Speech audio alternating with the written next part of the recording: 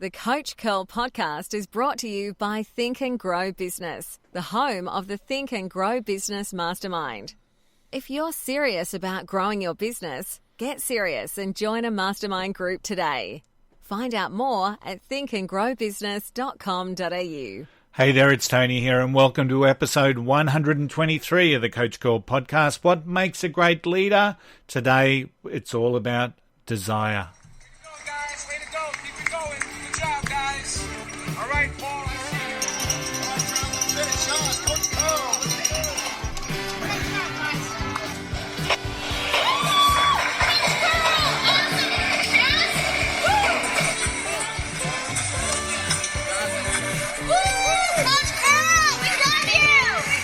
Hey there, it's Tony here, and welcome to the Coach Curl podcast, episode 123, as we continue on the concept of what makes a great leader. And today we're talking about desire. And this is where we start stepping into the transformative mind aspect of the anatomy of a leader.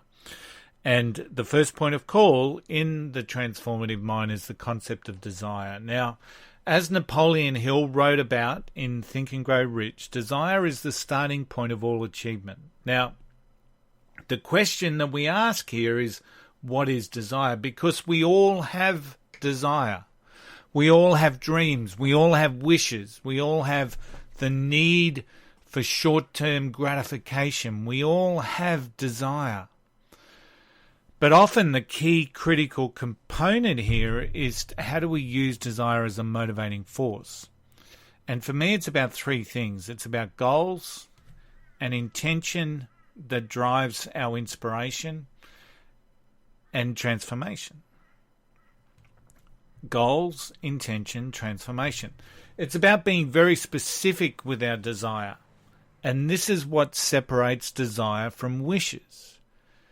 Because we know that wishing doesn't account for anything. It's about chiseling that desire into a very clear, specific intent. And that's replicated in this quote from Think and Grow Rich. Now, Think and Grow Rich is a book about, it's a self-help book with a major focus for people on how to build riches and how to create a mindset for riches. It's self-help can help you in any process that it is that you're endeavoring to achieve. But when we talk through some of the quotes out of Think and Grow Rich, it's really, truly about many of the quotes will talk about riches. So whatever it is that you're wanting in your life, take the word riches out and put what it is that you're chasing. But this is one of the quotes: wishing will not bring riches, but desiring riches with a state of mind that becomes an obsession, then planning definite ways and means to acquire riches, and backing those plans with persistence, which does not recognize failure, will bring riches. So let's just dissect that for a sec. By desiring riches with a state of mind that becomes an obsession, planning definite ways and means to acquire those riches, and backing those plans with persistence, which does not recognize failure. Now, last week we spoke a little bit about the certainty of language. And you can see certainty of language there: obsession, definite ways, backing plans with persistence, which does not recognize failure. So you can see that there is a real massive impact there around the certainty of language. Obsession with no difficulty in acquiring it. So that's pretty powerful stuff. And when you think about desire, in so many ways, that creates a really good analogy around it. The book is filled, and this isn't an advertisement for Think and Grow Rich, but the book is filled with it. Many people read Think and Grow Rich, see it as a defining read, and they utilize the processes and thoughts within the book to drive a better life for themselves. But in all honesty, many people who read it probably don't do a thing with it. But there are some really clear points. But to me, so moving a little bit away from Think and Grow Rich, desire is the key to motivation. It becomes the determination and commitment to achieve the goal. So if we look at that desire as being clear, specific intent, that then helps us become determined and committed to achieving that goal. And this is one of the key areas on how you get the desire. Being clear, being specific, committing to a chosen path, our goal, our objective, and chase the outcome. Clear specifics. And this is where goal setting kicks in. A clear specific goal that sets the path, provides commitment, and aligns our actions. Now, for long-time listeners of the Coach Girl podcast, probably know that I'm not the biggest fan of Tony Robbins. But even Robbins talks about desire and specific intent. He talks about the ability or the need for us to focus on what it is that we desire, focus on what it is that we want. And in Robbins will talk about that as that evokes feelings and emotions. And those feelings and emotions drive our behaviours.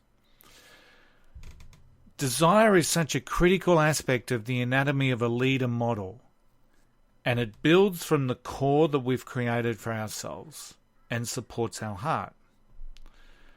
But we need that feelings and emotions that's going to drive our behaviours for us to ultimately achieve, because desire leads to inspiration. Inspiration and commitment and determination leads to long-time lasting motivation.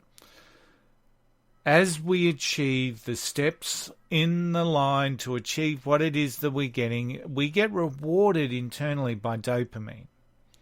And that is what keeps us on path. That is what keeps us on track. That is what keeps us going. The anticipation of feeling good, the dopamine hit that does make us feel good. So this is where our behaviours and actions drive our motivation. Now, for many, motivation is a fleeting thing.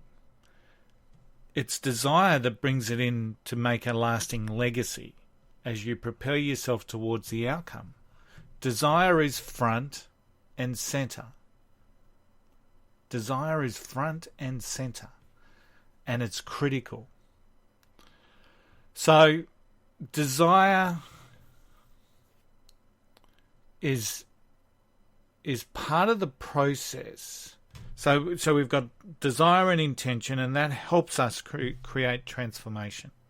So whether it's our own transformation or the concept of transformation within our teams. Now, transformational leaders has become a bit of it's always been part of the language, but a lot of people will talk about this as the Holy Grail. And in many ways, if we follow the desire methodology, it leads to a different style of transformation. Let me explain. So a transformational leader is envisaged by many as someone that will inspire people with a vision. They've got this motivating presence about themselves. They can paint the big picture that allows others to see it, which then aligns the buy-in from the other people. So that is the stereotypical concept around a transformational leader. But in this case, that's potentially true as well. But we add to it focus. And the focus that desire brings creates a transformation that is driven largely from visual actions and behaviours, instead of being the words that inspire people, the transformational vision that people are aligning to, that are buying into, that are getting emotional about. It becomes more of a role model type of transformation because it comes with this compelling case of actions and vision. a compelling case that inspires others, drives positive change, and brings about enhanced performance. So it's a transformational, absolutely, but it's not just based on words. It's based on what people see. So the key points from desire and the desire chunk within our transformative mind are threefold: goals, intention, and transformation. And goals and intention leads to inspiration, which then leads to transformation. Goals and intentions are wrapped up in our actions and our behaviours, while inspiration and transformation are almost like outcomes that we achieve when we get it right. So what can you, as a leader or a manager, or even if you're just someone working through to create their best life, what can you take away from the concept of desire? So goals and intentions are wrapped up in our actions and our behaviours, while inspiration and transformation almost become the outcomes that we achieve when we get it right. Next episode, we will dissect the next component in our transformative mind, the principles behind drive, our internal motivation that is founded on everything that we've spoken about. So that drive to continue to get going, it's strongly linked with the concept of desire, but takes it to the next level. So next episode, we'll be talking about drive. So thanks for tuning in. As always, very appreciative. Don't forget, if you wish to send us feedback, you can do that. Simply visit coachcurl.com, click on the contact link, send us a message. We love hearing from you. Share this message if you know someone will find it of value or valuable for them. We also love reviews. And the more reviews we can get, the more 5-star reviews, the more likely others are who are looking for what we're talking about can find us. So we appreciate and are always humbled by any reviews on any platform that people are listening to this particular podcast. Thank you, as always, to Think and Grow Business, my team improving the performance of people in business with a clear focus on personal, professional, and business growth. You can catch them at thinkandgrowbusiness.com.au. Now, really exciting, the Coach Curl Academy has been through its latest update, and can I tell you, the user experience is fantastic. It's been enhanced, it's a lot cleaner, it's a lot crisper, and if you haven't checked it out, please do so at thecoachcurlacademy.com. Did you know that gold membership with access to over 70 programs and courses is just $1 for the first 30 days? As I said, it's available at coachcurlacademy.com. Go check it out. As always, our latest sponsor is Totally Builderall. They've got a major upgrade coming through on their platform. So now is certainly the time to strike with Builderall. So they've got their new platform. It's a major upgrade. They're going Builderall 3.0. Now you really need to act quick to lock in current pricing on this amazing integrated digital marketing platform. The price will rise July 1. So sign up today for your free 7-day trial and lock in at a legacy price if you do progress through to the paid options. We use it. We recommend it. We use it for a multitude of our digital marketing aspects. We use it for webinars. We use it for our mailing lists. We use it as our landing pages. Check it out, totallybuilderall.com. Absolutely amazing value and just about to become even better value. Don't forget, wherever you are, you're standing stronger, braver, and wiser. And don't ever forget the golden rule. Just don't be an arsehole. I'll see you next week.